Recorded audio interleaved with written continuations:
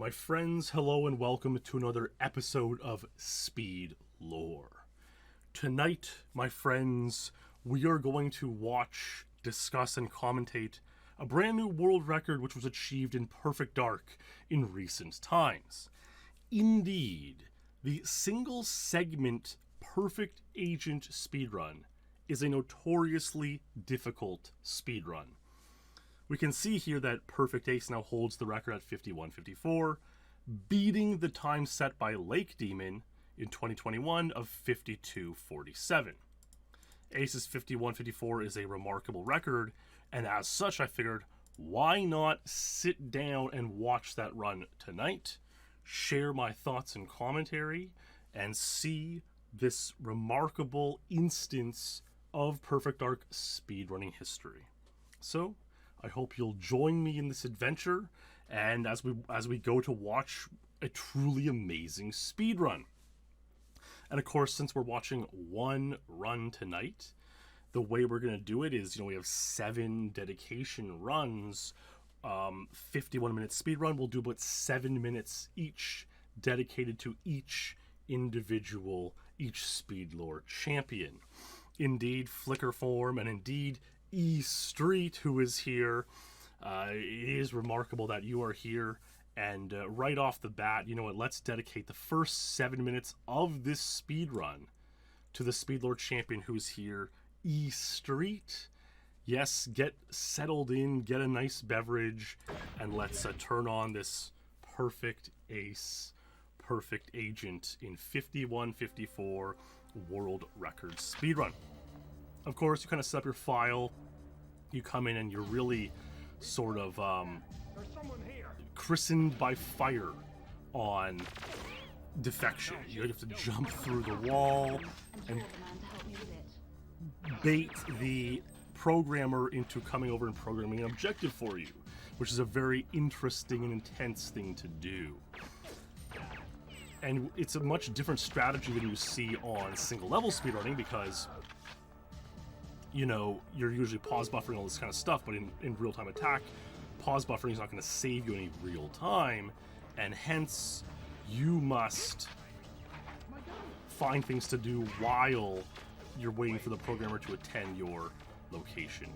And indeed, as I see many files chat, hello to Tipster Live, always a pleasure to see our old pal Tipster in here, partaking in the SpeedLore festivities.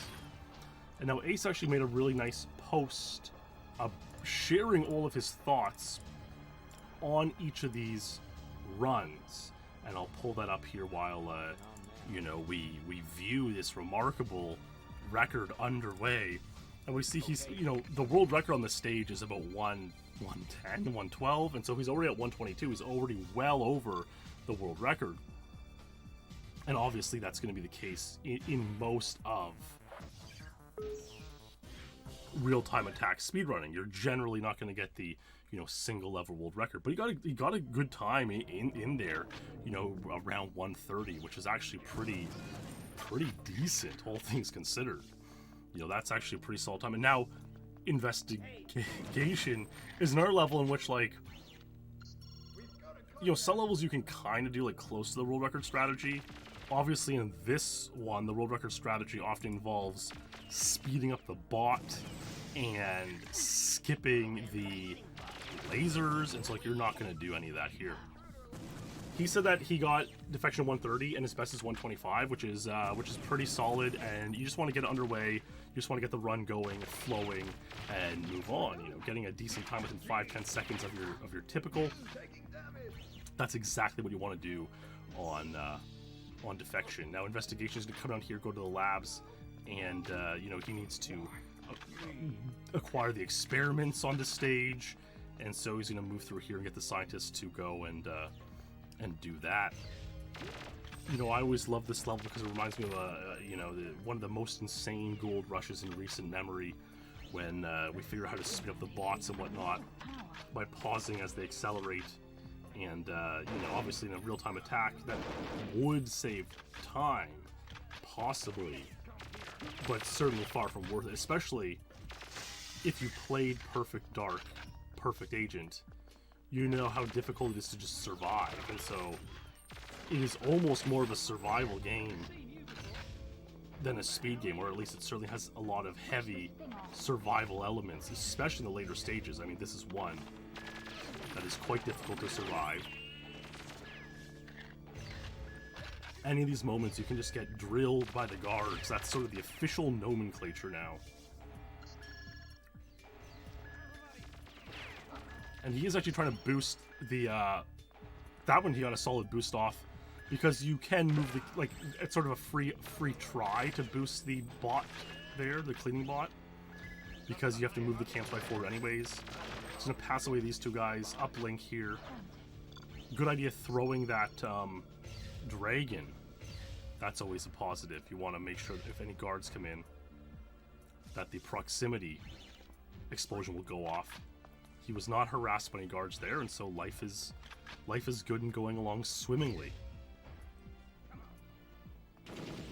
This part, you like often pass away on these runs. I remember watching lots of like Will streams going for the record, lots of Clem streams going for the record.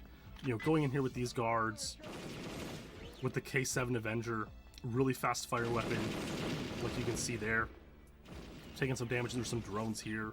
Very, very difficult to survive this this stage. But Ace goes and gets a 258, which is like very decent, and onwards and upwards to Extraction. Yes, indeed. True Faith points out that this was 5 years ago, and there's the Gold Rush, November 2018. That is insane to think about. Absolutely insane. And it's one of those weird things. I think we all experience this universally. Is like, you may not feel like you're in an amazing time right now, but like you might look back on it 5 years from now, like, man, that was a good time, you know. And so it's funny. Our perspective on these things is always funny and interesting, you know. And yes, hello Schmack in chat. It is a pleasure to welcome you in here. Over there. Many speedlore aficionados coming in to see this extraction run. You know, obviously on a single level attempt, you're really YOLOing the headshots on these bodyguards who you must eliminate as an objective. But again, in RTA, you know, you just have to do well. And so on the last stage, Ace's commentary is that anything under 3 minutes is fine. He got 258, so solid. And on this stage, he's going to get a 149, which is decent. Wow, True Faith, that is a remarkable story that the guy who found the new carpetless setup recognized True Faith from the speedlores. That's pretty cool, so there you go. So Ace activates the light switch there, which makes these guards dizzy, which is epic. And kind of stuck behind Cassandra, you know, wasting a few seconds there. But once again, like, in an RTA run, especially one that's so hard to survive as this, that'll be the trick. And the rocket lands, bingo bango, and we're on to Chicago. We're right around the 7-minute mark, and so it's time for our next speedlore champion to dedicate this section to this. It goes into our pal 4-Day Bender. A huge thanks for all your support of speedlore on Patreon.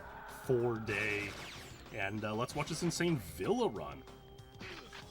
Villa, again, these are all levels where, you know, there's obviously been strategy developments in recent times. There's still some sort of you know, really YOLO underused strategies on Villa, warping through walls and falling through the floor and stuff, but you know, again, on RT you're not gonna see too much of that. And yes, as SMB in chat says, it was his favorite level, and there's something very comfy about this level, that's for sure. It's like the most kind of level-y level in the game, right? It's just one level. You can imagine this man's, Carrington's estate, villa. It seems like quite the large place. You can just sort of explore it and imagine kind of hanging out here in the various rooms.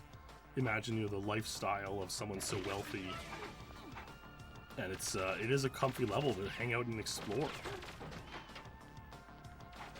Ace and I did a full exploration stream about more than a year ago. You know, I met Ace once last year, and that's now been more than a year ago since we hung out and explored some Perfect Dark stages. And I would love to do it again, and hopefully we will.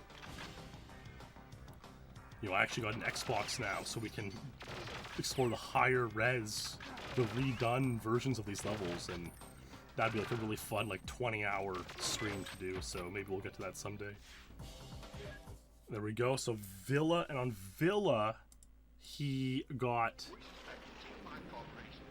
141, his best was 133, so, you know, a couple of small stucks and you know, misses on important guards, but only 8 seconds worth, not a huge deal.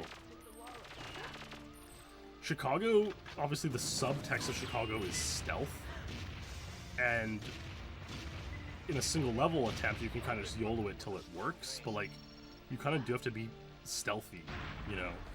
You have to know where to go and stand to not alert certain guards and stuff. And if you hit this mine throw, which we can see it's sort of a much more cautious throw than on single level attempts, you know. But he gets like a 38, so, you know, again, not a huge time loss. Good. Now G5, this is sort of his bread and butter. Like, this is like the stage where Ace shows his skill more than any other. But the thing with G5 is, traditionally, you play out half the level, like, while watching a cutscene. You let it play out. And so, in an RTA, you don't do that. Like, on a single level, you do. In fact, you need to do it to get the cheat target time. But in RTA, you do it a little bit differently, because obviously the time, whether you're watching a cutscene or not, it doesn't really matter. So he's going to put the camp spy in here. He's going to be, like, much more cautious about them alerting the guards and stuff. So there he goes. He's going to activate the cutscene here. And yes, hello to 3 Nights Spectacular in chat, and of course Big Tommy. A pleasure, Big Tommy. And so instead of just watching the cutscene while the door is being cracked, he's actually going out to detonate a mine to set up the opening, the exit of the stage, and to, you know, pass away guards and make sure that nothing untoward is happening. And yes, True Faith in chat points out that Ace's consistency with this level in the first 2 rooms, whether it be RTA, whether it be single level, is simply mind-boggling, and that's just Ace, right? You know. Just going to the field generator during this moment in time, and you know, it is a bit risky to go out here and do this instead of just letting the cutscene play out, because obviously you're interacting with guards, and so they could pass you away. But, you know, you simply have to just believe that you can, your skill can do it. So there we saw the opening is cracked, and now, here we go, this is fully open. Grabs the backup disc, objective 4, comes in here, bingo, bango, and he gets a time of 155, and his best is 151. He says good. Infiltration. He's gonna do what he calls an alternative strat, where he does explosives first and then clips out of bounds to the autogun door in the comms area. Now, there is a more classic out of bounds clip where you clip through right around here, and that's what's done in single level now. And obviously we saw a massive gold rush here where like a minute plus has been cut off the 3 difficulties. But in RTA, this is also a very difficult level to survive, especially you know, if you're playing not the Japanese version of the game, which obviously he's not. And that was probably just a you know, Japanese in this game. And look at that. See, that's a lot of skill to know that you blow up those to destroy, where he missed destroying the lasers with the nade, you know? And so Japanese has a lot more shields, like there'd be a shield there. And they just figured, you know what, I just want to play English. It's just, it is actually really kind of a swaggy thing to do, to decide I'm not going to play Japanese and go for the world record.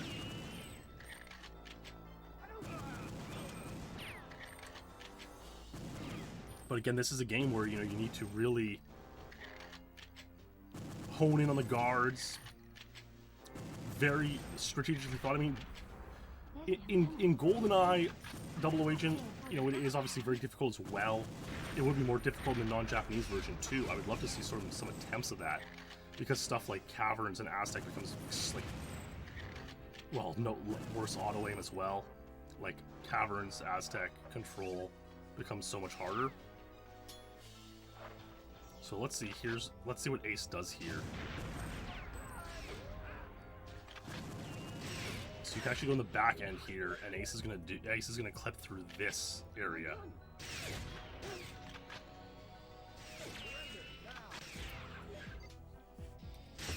Clips through, and now you can kind of drive through out of bounds towards the end of the stage.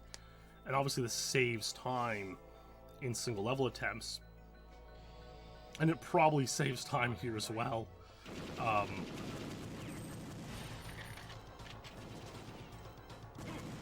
But obviously you're not getting a time of, you know, 120, 110 anymore, because you have to survive.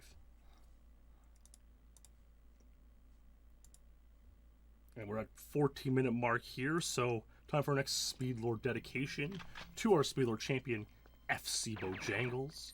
A huge thanks to FC for all of your support of SpeedLore on Patreon as we enter the stage Rescue here.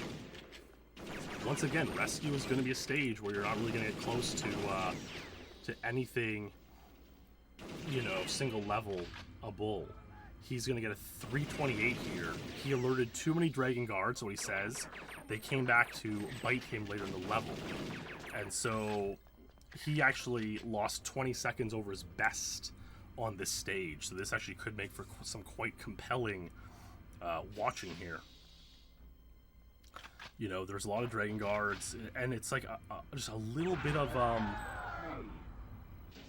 shooting at the wrong place at the wrong time can lure one or two extra, and it can cascade because you deal with those ones, you shoot more and more guards are lured. We'll see how he handles this here. Hello in chat to Goblin, checking out SpeedLore for the first time. Look at those two shots were brilliant.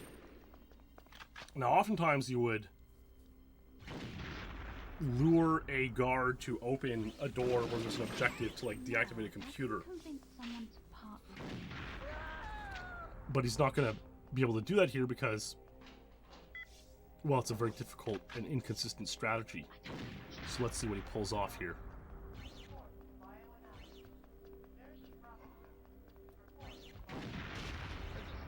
Yeah, so you got to go in this one, uplink the data, download the virus, and then that unlocks the door up here, which you can then go and shoot the console out for objective 1. In a single level situation, you don't do that. You know, punch a guard and he reacts and opens the door. But obviously, very difficult to pull off in this situation. And, you know, it saves, what, 10, 15 seconds? So, in this scenario, in a 1-hour run, you know, it would take a lot to go for that. And, like, frankly, I don't think the game will ever be optimized to a point where that has to be done or attempted. It's one of those things like only a handful of guys would probably ever... You know, there's probably less than 10 guys with the skill potential who could put that onto a meaningful run, you know? Now you talk to this fellow, he lets you in, you gotta pick up the key. And again, the scientist in single level runs, you also lure out of here, where you put that key. And so you avoid this whole sequence of going in here, getting the door open, and grabbing that key, but obviously in this mode, you just gotta kind of play it the more intended way.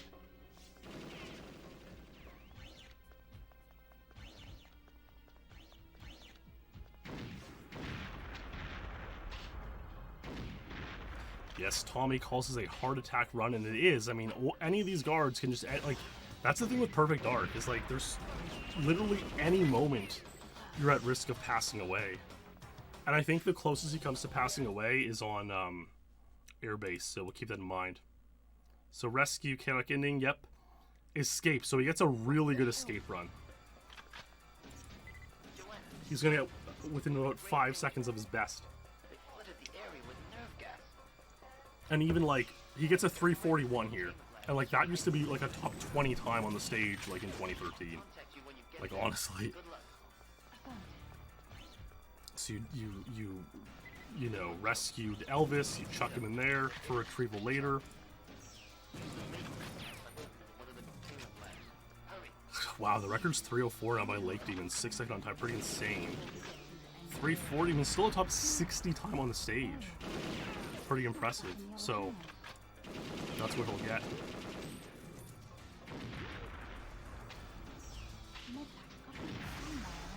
Blow up the glass, unlock the medical containment doors, and so a lot of this stuff you kind of do later on the stage in single level. You'd be doing it while pushing John.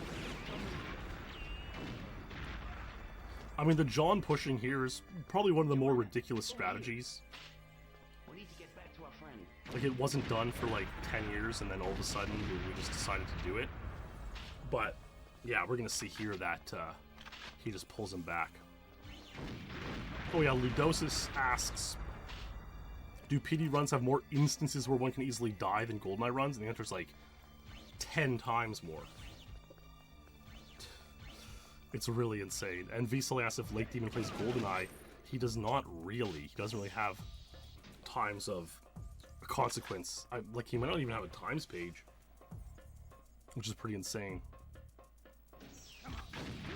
Nice shot. But he's certainly a top Perfect Dark player, which is quite remarkable. So now you really just have to kind of watch John here, and you know, in a single level attempt you might go and do some of the objectives, open some of the containment doors, etc. at this time, but in RTA, you know, you just use a few seconds while getting to John to do it instead. This part is sort of been compared to like Control in GoldenEye, where you kind of protect Natalia or John.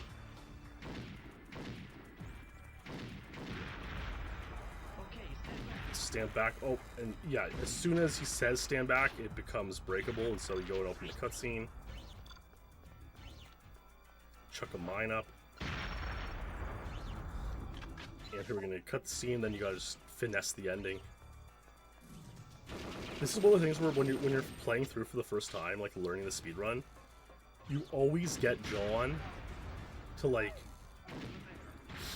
either he decides to escape on the hoverbike and you just like open the doors and escape on the UFO, or you go out on the hoverbike. And it's like, when you're first playing it, you often mess up and get him to escape on the UFO, and then you have to take the hoverbike ending, which is much slower. You're the only one who can fly it, Elvis, so get in. One of us will have to stay behind and open the hang door. That's right. But we can't leave you behind. There must be a way out of here. I'll get out on that hoverbike. So I'll get on the so he's good now. I'll get on the hoverbike, and there you just press B here and there, and you're good. Very strange level, but a nice, very nicely played run by Ace. He's 18 seconds ahead of his PB. Good stuff. And we got another 7 minutes or so passed in there, so we're going to dedicate this section to our SpeedLore champion, GOP1386. A huge thanks to you, GOP, for your support of SpeedLore on Patreon. And let's check it out just in time to get up to Airbase, a very, very difficult stage. And this is where he comes closest to passing away later on in this level, which is going to be really, really insane. So let's keep an eye out for that.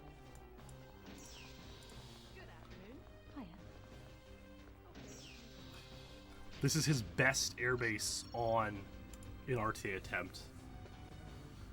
It's kind of an interesting level too, because the record is 2 minutes, and it's like the sub 2 minutes is like kind of going to be a big, like, kind of, you know, it's obviously anytime you can cut the milestone, right?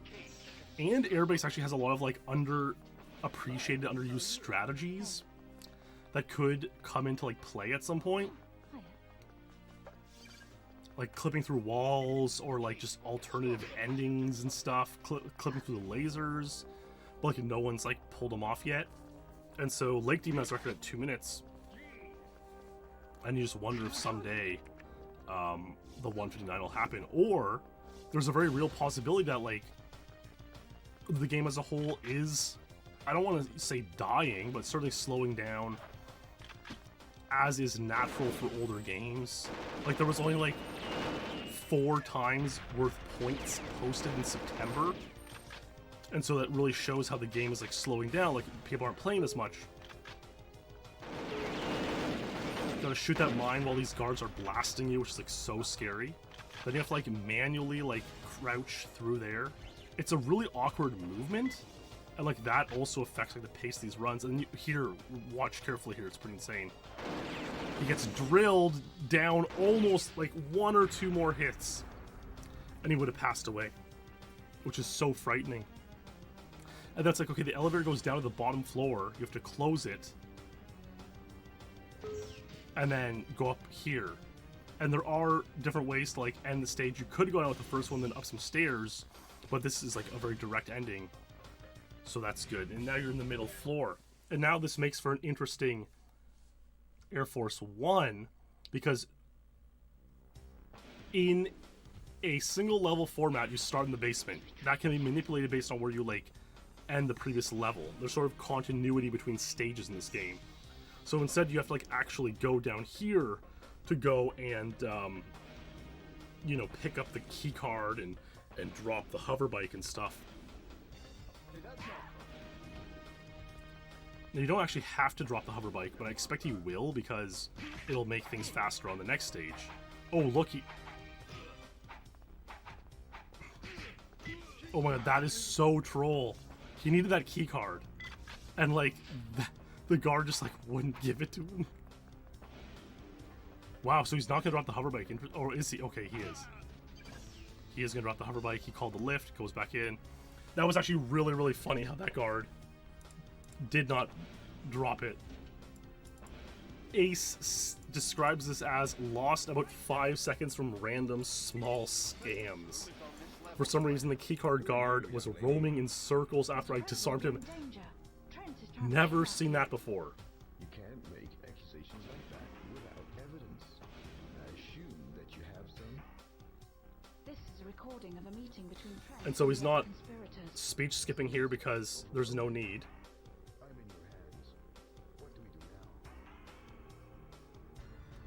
now? And that's the thing. Oh, he's 30 seconds up on the last stage. Gold splitting. And now all of a sudden, a guard is doing something that's never been seen before on a stage, like not giving him the key card. You know, like that's the kind of thing that happens in full game speedruns. He's going to carefully take out these guards and then escort the president to the end of the stage. And yes, hello, King of All in chat. It is a pleasure to see you in here. A pleasure to see everyone who's joining us for a wonderful SpeedLore tonight. In fact, potentially a SpeedLore double header, which will be epic and remarkable. Strafing through here. Luckily, he cleared out all the guards. The president's actually moving quite slowly. Where is the president? I guess the president does seek the ending now. Yeah, okay, so you're good. He got the president in the escape hub, and all's good. And now, you know, Ace said he'll take it, and now we're on the stage of Crash Site. Flicker's favorite stage. The stage that actually takes place in northern Canada, canonically, according to in-game menus. So we're gonna strafe around the hover bike here and see what happens. Ace says he is fine with any completion here as long as he doesn't miss the clone mine throw, which is difficult, and I'll point that out when we get there. Yeah, this level's interesting because like everybody likes it, you know. Like even I had a era like 2014 when I was playing Perfect Dark where I really grinded this stage and got some 90 pointers at the time. And it's just a very grindable, enjoyable level for some reason. Gotta be careful with that mine throw because, like, you know, a less experienced player might have thrown the mine too close to the president and passed away the president, you know, and that's not good. So he's gonna come out here once he passes a certain rock. the president will seek the ending, and then he can go. He's free to go and explore the rest of the stage. So once he gets like over here, the president now will like start seeking the end of the stage. There are still a couple guards who can pass him away, but generally you're in pretty good shape here. Yes, and a leader, Niall, streamed this level long time, many years straight, got numerous untides, and what can you say about one-man's dedication? So that is a tough throw, but he did complete it, and Ace is happy with that because it's a hard throw, and it's something that he personally is inconsistent with, and that is what it is, you know? But he's going to be ending pretty safely here. We rescue the Prez. We shoot. Oh, he missed one shot there, but then it blows up. I actually missed a shot once there, which cost me a potential world record when it was 150 back in the day. But that is life. That is life. And he completed it. Now we are on the stage, Pelagic II, which is Ace's like best stage, and he is almost going to pass away here again. We'll watch that. But this section of the run is dedicated to our SpeedLore champion, Mr. Moxie. A huge thanks, Mr. Moxie, for all your support of SpeedLore on Patreon. Let's watch Ace play. Again, you know, I was going to say G5 is his best stage, but, like, Pelagic II is also, like, Ace's best stage, and I guess you can have more than one best stage when you are obviously and sincerely, you know, the best player of these games ever. It really... I mean, should I... I'm tempted to just, like, philosophically ramble about Perfect Dark at the end of this. Like, once we've watched this run play out, I'm very tempted to just, like, put on his agent run, like, philosophically ramble about it. I may do that. I may... Pull the plug on that. Now. Please, just don't hurt me. And again, you know, in single level, you would leave very quickly there and hope the naval officers do their thing, but here you kind of wait around and kind of make sure they're going the right way. And again, you turn on the X-ray to see these as opposed to just hoping it has the best layout. Oh man, like that is insane how much damage he took. That is shocking amounts of damage.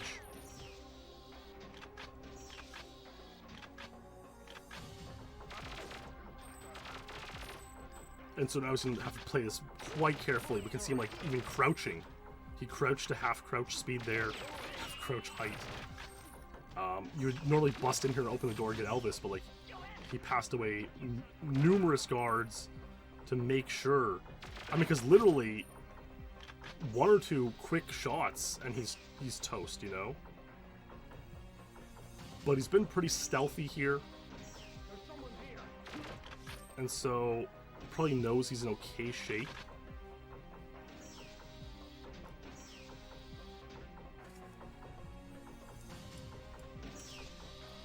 Opens the door. There we are. He survived. Pelagic II, 233, best is 221, and that is accounted for him having to be stealthy there at the end. Now here is the only sort of major mistake on this run. He actually... We'll see here. I haven't seen what happens, but I want to see what happens here. Oh! So he quits out. He quits out because he took too much damage early on, he missed a guard, and, like, if the beginning doesn't go smoothly, and you don't, like, headshot all the guards, it can get really chaotic. You can really start to, like, take damage, Elvis can take damage, and, like, that just... He basically did it to make sure he's gonna get a cleaner run to survive the rest of the run later, because, like, it is hard. And look, even now it's a struggle. It's like, oh my god. He's 30 seconds up on his pace, but it's like, this is not going well. Elvis thankfully came in and far-sighted some guards. It's kind of funny. There's a meme somewhere about Elvis on this stage versus other stages. But on this stage, he's a beast for you. Like, he actually, like, shoots guards and does stuff for you. Whereas, what's a stage where he's like a attack ship? On attack ship, he's pretty weak. It's the typical, you know, that golden lab versus werewolf meme. And it's like, Elvis on deep sea, werewolf.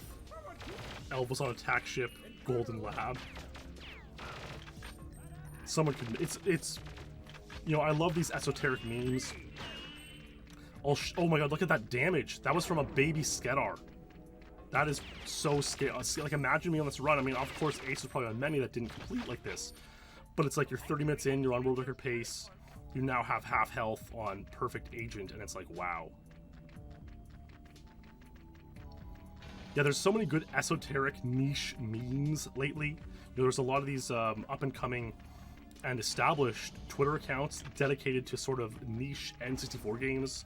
You know, like Quest 64 Official and Space Station Silicon Valley. So some really fresh memes coming out on Twitter, which I will continue to call Twitter myself personally. I don't really care to call it X. Not a care in the world, you know, so. And you know, X, the original X.com merged into PayPal in like the 90s, and so I feel like this X.com won't stay long around as X.com either for very long. Okay, so Ace is using the far sight to blast out these canisters. We call them canisters for some reason. I don't even know if the game knows what they are. Containers, aquariums. And this somehow disables what is called the Cetin Mega Weapon.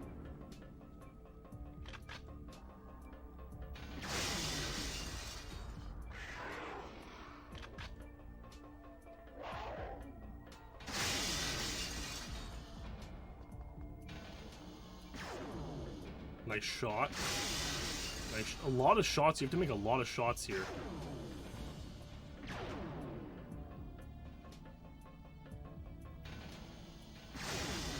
There we go. Objective 2 completed. Cetin Mega Weapon disabled.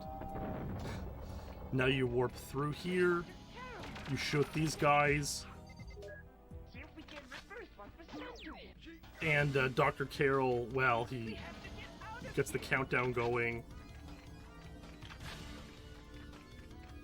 You have to get out of here with Elvis. There's some guards. Like, you could pass away there. Like, the guards shot at him. That is quite frightening. And, but he's gonna make it to the end, baby. He's gonna make it to the end, and he does. And 344, which Ace said, you gotta watch all this cutscene, which is interesting too. Elvis screwed me over with his poor aiming at the start yet again. The rest of the run was decent. There's always a low chance of passing when a random hits at the end. Slightly better than his average time. Needs to use a more consistent beginning strategy. So there we go. Yes, WDFA says it's the only mandatory... Oh, that's the only mandatory pause in the game is to bring the backup disc. That's where everything else can be selected from the AD menu in-game. Well, this next section of this run is dedicated to our SpeedLore champion, Soul O'Rock.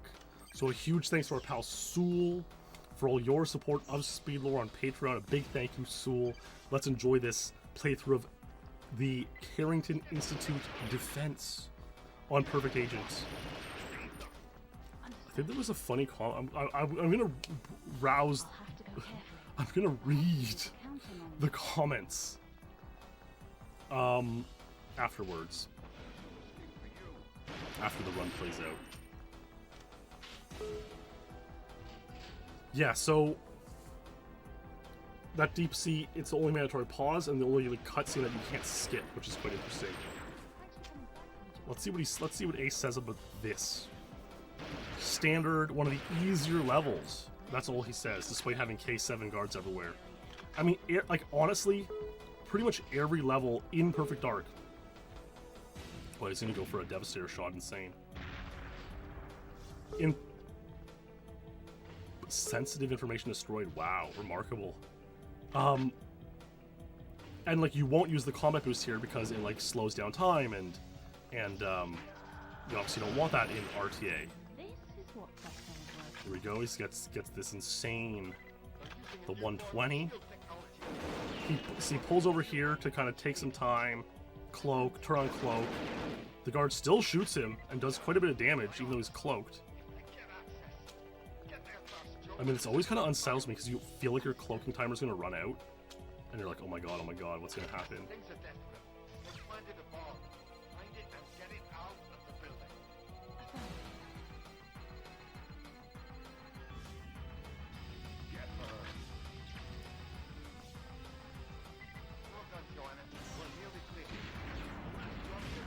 208, decent. Now we're going to get into the attack ship. One of the hardest levels in the game. Clean hanger, fast Elvis, standard second half. Missed a couple of shots, which is scary. Anyway, this level's pretty insane. Will has an insane world record on it, like 302 or something now. Ace is going to get a 359 here, which is solid for RTA, because you're not, you know, going for 302. You're really leaving Elvis to his own devices for a large part of it, which usually does not end well.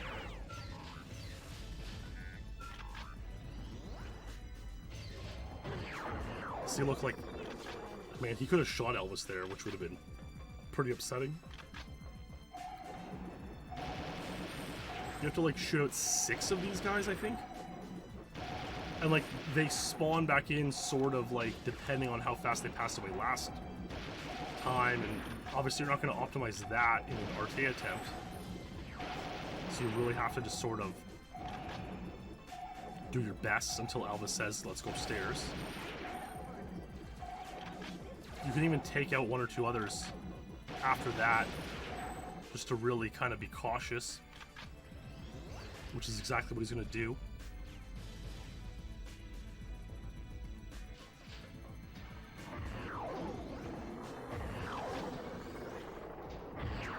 Very cautious, and so yeah, like there would be a shield there in the Japanese version, and obviously that helps so much, it doubles your health. This machine contains a schedule of star maps. But not in this version. And the other thing is, like, the way the Mauler works, it charges up 5 shots at once.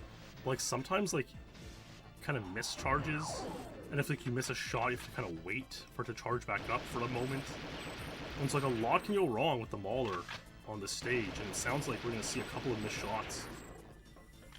Now you gotta go in here where there's tons of Skedars. They can one-shot you too if you get too close. They can claw one-shot you. So Ace is gonna nudge down here to shoot that out. Gonna do the same on the other side. It's just not worth the risk of going in there. Like, he could have just rushed in there, shot the other thing out, and come back. But it's just not worth the risk in an RTA run. I mean, that was probably 12, 15 seconds slower than if he just ran in. You know? But again, he's still on world record pace, certainly.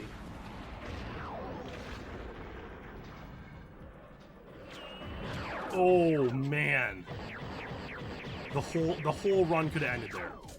Literally, the whole run could have ended there.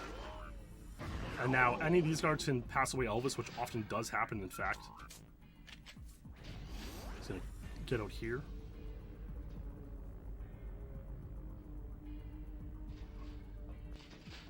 We control the bridge, then the ship is ours. Shoot this guy. 1, 2, 3. Get their maulers. Elvis comes in.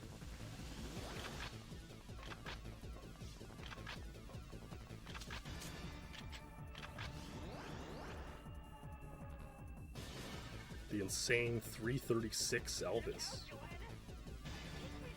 And so he actually gets a pretty standard 23-second ending here.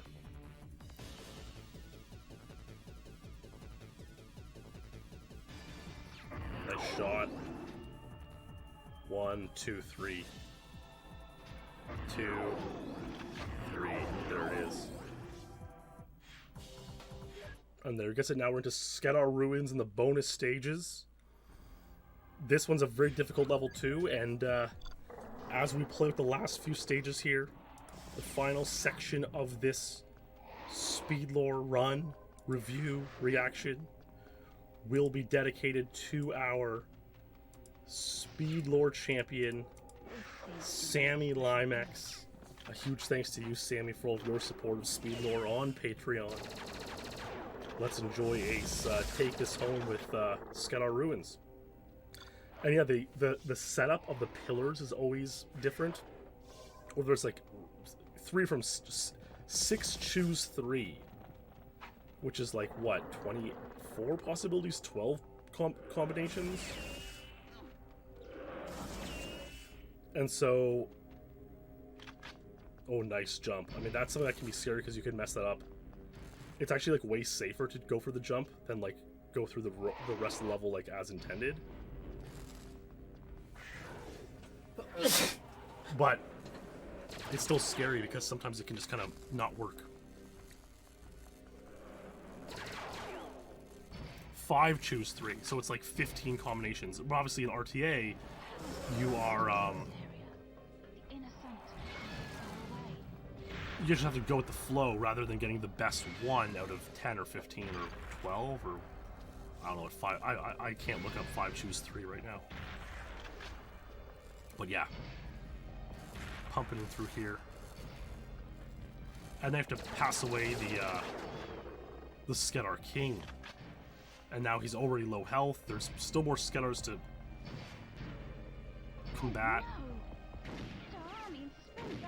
so he's going to use sticky devastator shots, wall huggers they're called, to defeat the Skar army in animation, in suspended animation. Now, I guess one positive here is, like, in an RTA run, you are taking more time.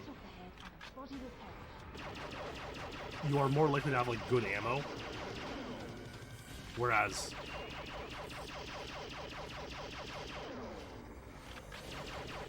in a single level attempt, you might be low ammo here. Like, whenever I play a stage, I'm always low ammo. There it is, 45-28 for that segment of, like, the main line levels, this main story. But now we're going to reset and go back in for the bonus stages, you know, the bonus stages, which are indeed MBR, Mayan SOS,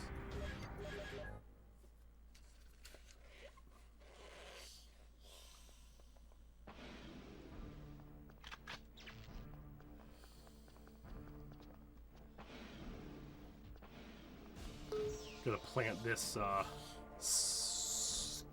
Skar bomb there. Defeat the bodyguard.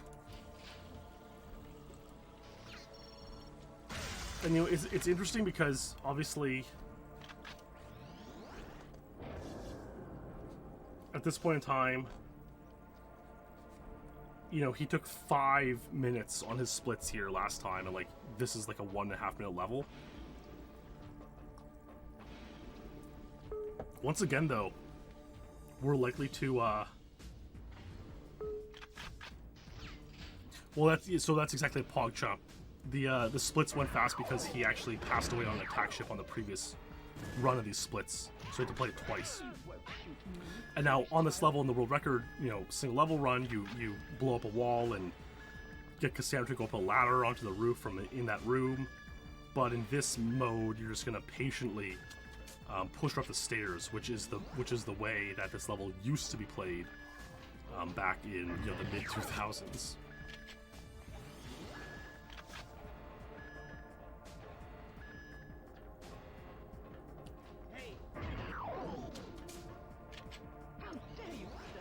And see, like, imagine her yelling that on like a world record single level attempt, where everything else is going right, and it's like she just starts like getting mad at you for no reason.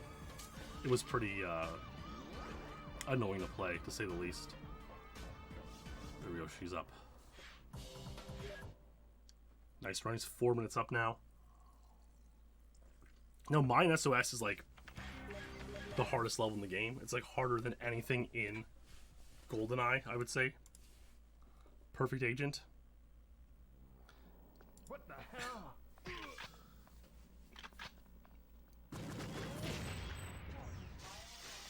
my god, the glass almost, you know, the location of the bed and the glass blowing up is intense. I remember in my first ever Perfect Dark playthrough of this level, I went and used something called the Psychosis gun. There's one guard with a golden, like, DDY-5L or whatever it's called. And on my first playthrough of this, I used the Psychosis gun to hit that guy and have him be on my side. That's what the Psychosis gun does. DY357. And then I just had him beat the entire level for me.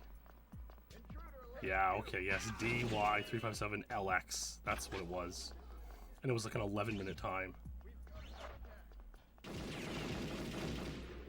That was the first time I ever beat this level in a playthrough back in like 2013. Was pretty epic. Wow, Tommy's gonna try to reenact that on his PD RTA run. This level's so interesting, how like labyrinthian it is, and like, oh my god, look, wow, that was some great evasion. You also have super low health on the stage, and I'm not sure if it's canonically explained, but like, A, you're a Mayan, so you're like weaker. And B, I believe like you've been experimented on, so that's why you're like already have like half health. And yeah, Flicker, I believe the Psychosis gun onto that DY357LX guard is an intended strategy, because you only do get one shot with that weapon if you were to pass some way otherwise. Wow. You could see some chaos starting to emerge there with the guards shooting at him, and while he was taking out the UFO. I guess that is sort of like the alternative, is you get the DY357 and you shoot out, use the one shot to destroy the UFO, is like another alternative technique. But there we go. He beats that. Very difficult level to beat. And now we're on the final war. Shoot at the three kings and call it a day. And that's exactly what he's going to do.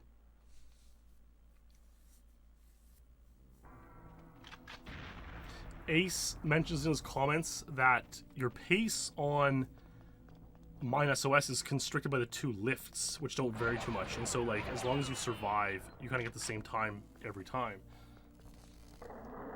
And now it's a war, and it's intense, and he's going to finish it.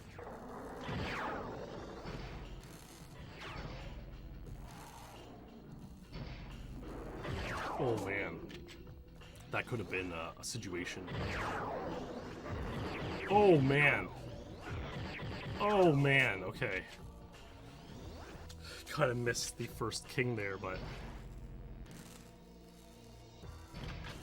Oh my god, he's really getting trolled by it. Like, can you imagine? It's like... all you need to do is complete this run somewhat reasonably to get the world record. And every door is like sticking, every scatter is like evading your... Oh my god. So he does the third king first, and the second. That's it, baby. That's it. World record 51, 54. There it is. There it is, baby. Let's check out the comments. Oh wow, someone went in and gave nice timestamps. Sick run, huge props, excellent video. Yes, excellent video, brother Ace. Amazing, congrats.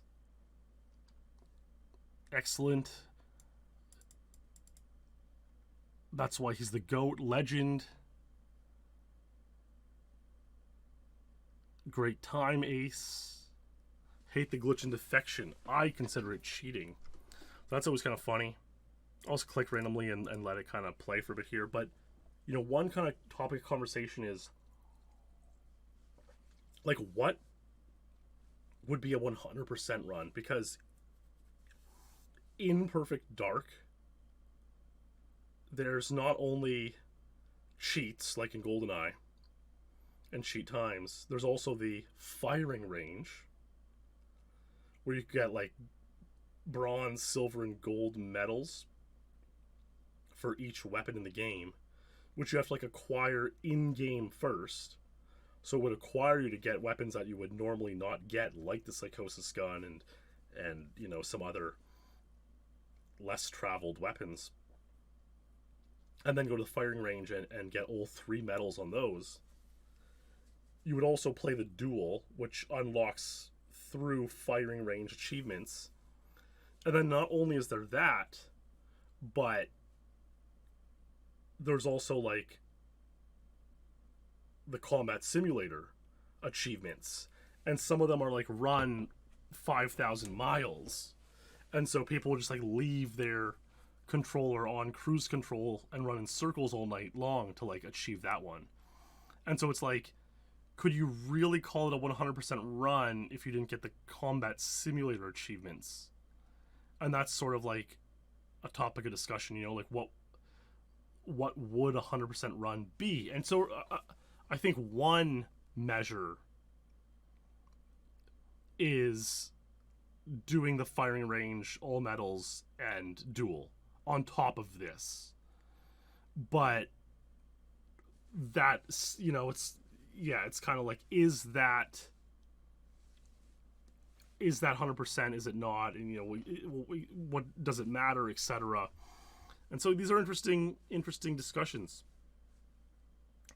I'm going to go to his thread here. We can read his full and conclusionary comments. 50x is doable on a great run for sure. I don't know if I'll play for it at the moment.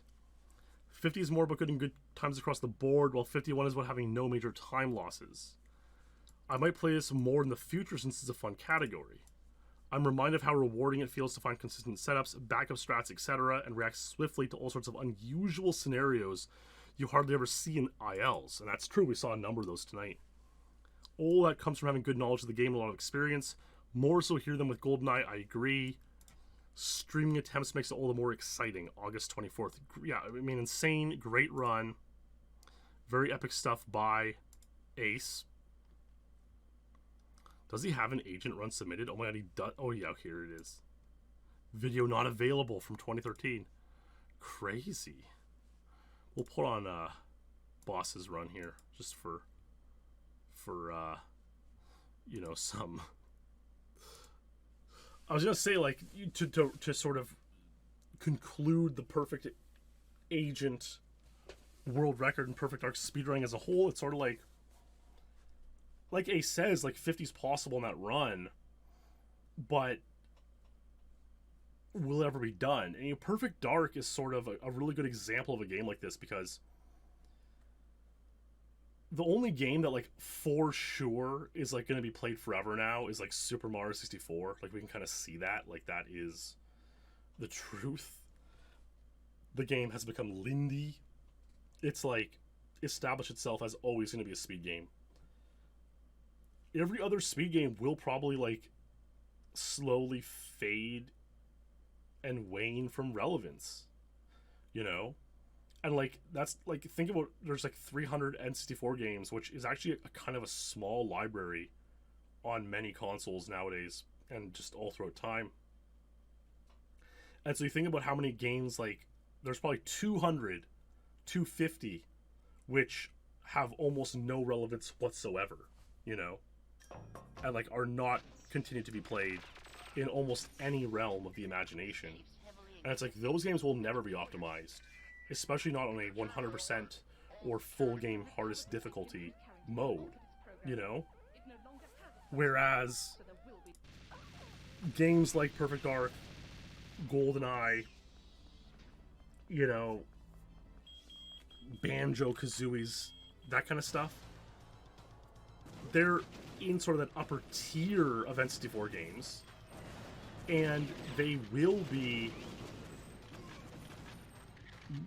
mostly played for the next few years still. But, like,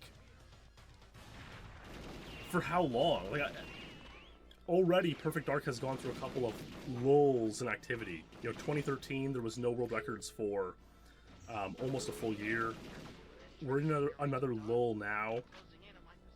I do kind of wonder how much of that lull has to do with sort of the summer league getting so much attention and fun. Like, everyone wants to play during summer league, which is sort of a fantasy sports type thing that we do in the community every summer, and like that takes up a lot of the energy of Perfect Dark. A lot of new players first play at that point, and so that kind of like, I don't want to say it's like a black hole, but it has this gravity that brings in a lot of attention, and so maybe that's why people aren't playing Perfect Dark right now, because they're burnt out, But the other thing is, like, maybe it's just like a 23-year-old game, and like people just aren't gonna play it that much anymore, And if that's the case, which is fine, by the way, I'm not lamenting that per se. I'm simply philosophically waxing about it. If that's the case, maybe the game never gets optimized. Like, we saw the rankings there. Perfect Dark single segment runs. Ace 51, Lake Demon 52, Boss 53. Only 6 guys have submitted runs in this category. And it's like, maybe that's it. Maybe only Ace, Lake Demon, and Boss can get 50. If that. Will X is another great player, hasn't played much RTA.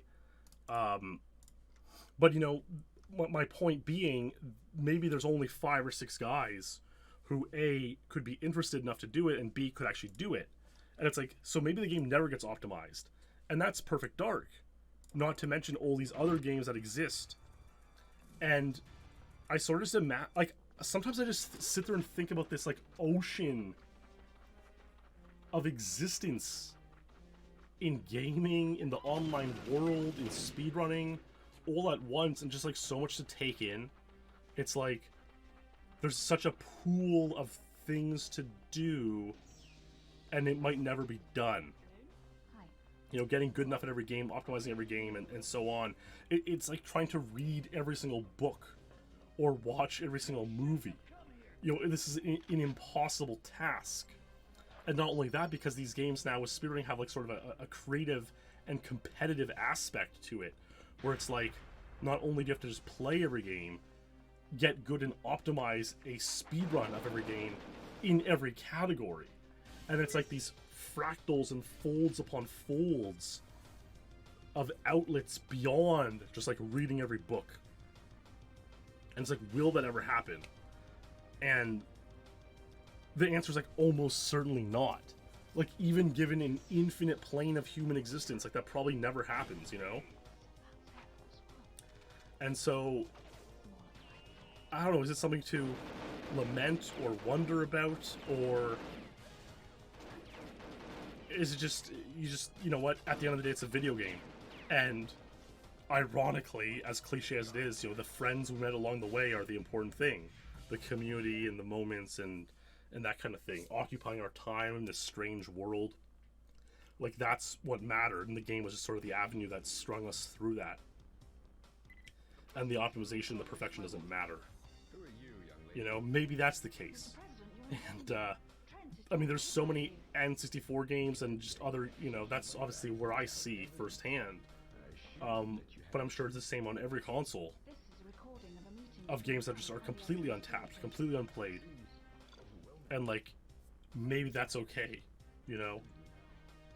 Maybe humanity ends with those games never being optimized and no one ever getting 50 in Perfect Dark, Perfect Agent. No one ever completing 100% speedrun of Perfect Dark. And these are the sorts of things that I often think about and sometimes have trouble putting into words or even any sort of coherent thought. But I think I've done all right with it tonight. Anyways, that will do it for this installment of Perfect Dark SpeedLore. So thanks to everyone for hanging out and watching. All the SpeedLore legends and champions, of course, for supporting the series on Patreon. so kindly. Your support truly keeps this going and keeps me coming up with these ideas of things to share and expose to the world. So thank you all, and of course the chatters and commenters tonight. My friends, stay true, stay tuned. Thanks for watching, and good night.